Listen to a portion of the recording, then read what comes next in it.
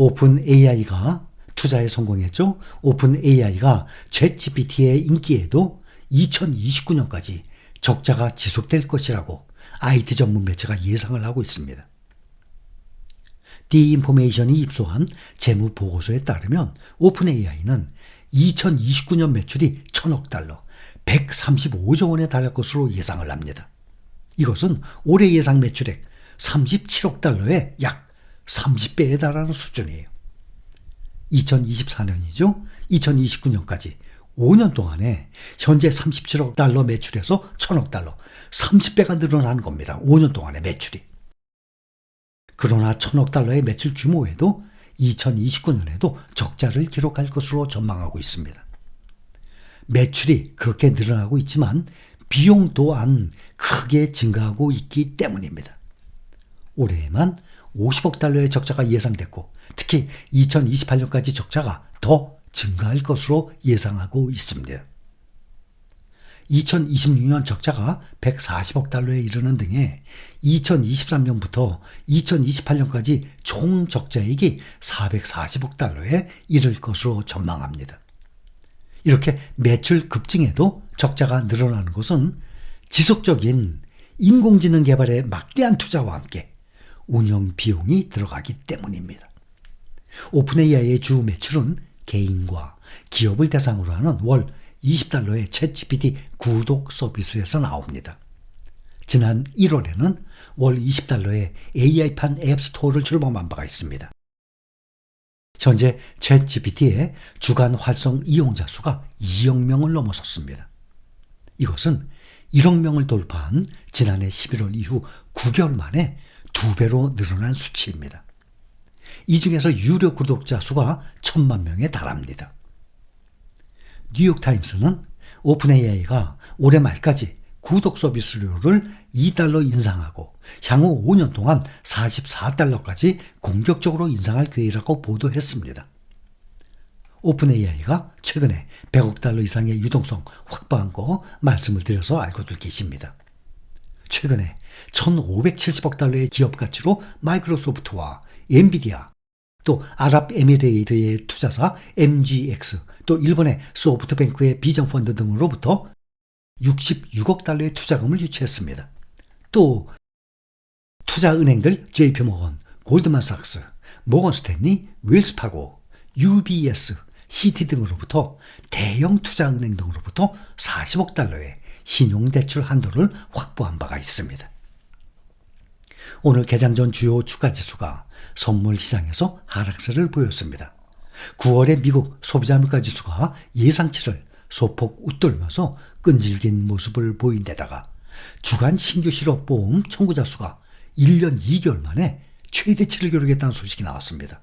그래서 고용 둔화 우려가 커졌기 때문입니다. 미국 노동부는 9월 CPI가 전월보다 0.2% 상승했다고 발표했습니다.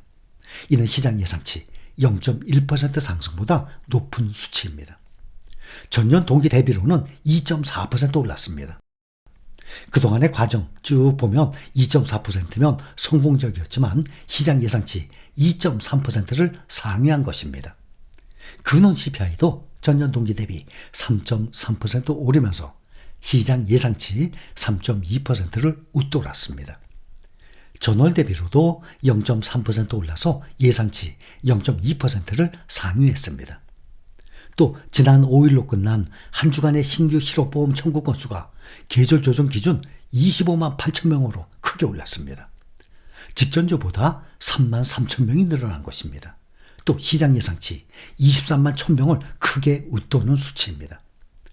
또 작년 8월 첫째 주에 25만 8천 명 이후 가장 많은 수치이기도 합니다. 실업보험이 늘어나게 되면 연준이 기준금리를 내릴 여력이 생깁니다.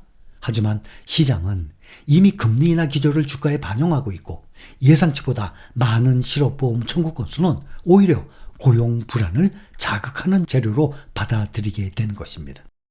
오늘 11월 금리 동결 가능성을 열어둔다는 연준 인사의 발언도 나왔습니다. 라파엘 보스틱 애틀랜타 연방준비은행 총재가 9월 CPI가 나온 뒤 공개 발언에서 인플레이션의 이런 변동성은 11월에 금리 인하를 잠시 멈춰야 할지도 모른다는 생각과 부합한다 라면서 11월 금리 동결 가능성은 분명히 열려 있다라고 말을 했습니다. 전날 공개된 9월 FOMC 의사록과 겹치면서 연준의 금리 인하 경로가 매끄럽지 않을 수 있다는 우려를 키우고 있습니다. FOMC 의사록에서는 9월 회의 당시에 0.25% 금리 인하를 선호한다는 의견이 더 있었습니다. 향후 금리 인하 속도에 대해서도 의견이 갈렸던 것으로 확인이 된 바가 있습니다. 다만 11월 동결 확률은 오히려 더 낮아진 것으로 시장은 보고 있습니다. 시장에서 11월 기준금리가 동결될 확률은 마감 무렵에 15%로 줄었습니다. 0.25% 인하 확률은 85%로 더 올라갔습니다. 다른 연준 인사들은 금리 인하 기조를 거듭 강조했습니다. 존 윌리엄스 뉴욕 연은 총재는 나의 현재 경제 전망에 따르면 시간이 지남에 따라서 정책 금리를 더 중립적인 수준으로 움직이는 과정을 이어나가는 것이 적절할 것이라면서 금리 인하를 계속 이어나갈 것이라고 강조했습니다. 오스틴 글스비 시카고 연은 총재도 전반적인 추세는 분명히 인플레이션이 많이 떨어졌고 고용시장이 완전 고용으로 간주하는 수준까지 냉각되었다는 것이라면서 연방기금 금리가 장기적으로는 현재 수준보다 훨씬 큰 폭으로 떨어질 것이라고 전망했습니다. 시카고 옵션 거래소의 변동성 지수 VIX 공포지수는 0.34% 오른 20.93을 기록했습니다. 지금 아직도 공포지수가 20을 넘어가고 있습니다. 한편 국제 유가가 떨어졌다가 3% 넘게 급등했습니다. 미국을 강타하고 있는 강력한 허리케인 밀턴으로 연료를 미리 비축해 두려는 움직임이 강해지면서 유가가 튀어 올랐습니다. 11월 인도분 서부 텍사스나 원유는 3.56% 급등한 배럴당 75.85달러의 거래를 마쳤고 글로벌 벤치마크인 브렌트유는 3.68% 급등한 배럴당 79.4달러에 마감했습니다. 허리케인 밀턴이 미국 플로리다를 휩쓸면서 플로리다 주유소의 약 4분의 1에 휘발유가 매진됐고 340만 가구와 사업장에 전기가 끊긴 것으로 나타났습니다. 또 중국 정부가 유동성 공급책을 내놓으면서 원유 수요 증가에 대한 기대감도 일부 살아났습니다. 중국은 세계 최대 원유 수입국입니다. 또 이스라엘과 이란 간의 군사적 긴장이 일단 소강 상태입니다. 이스라엘이 이란의 석유 시설을 타격할 수 있다는 관측이 나왔지만 아직 별다른 움직임은 없는 상태입니다. 외신에 따르면 걸프 지역의 국가들은 이스라엘이 이란의 석유 시설을 타격하는 것을 막아달라고 미국 정부에 로비하는 정황도 포착이 되고 있다고 합니다. 갈등이 확대되면 자국의 석유 시설도 이란의 동맹국들로부터 공격을 받을 수 있다는 우려 때문입니다.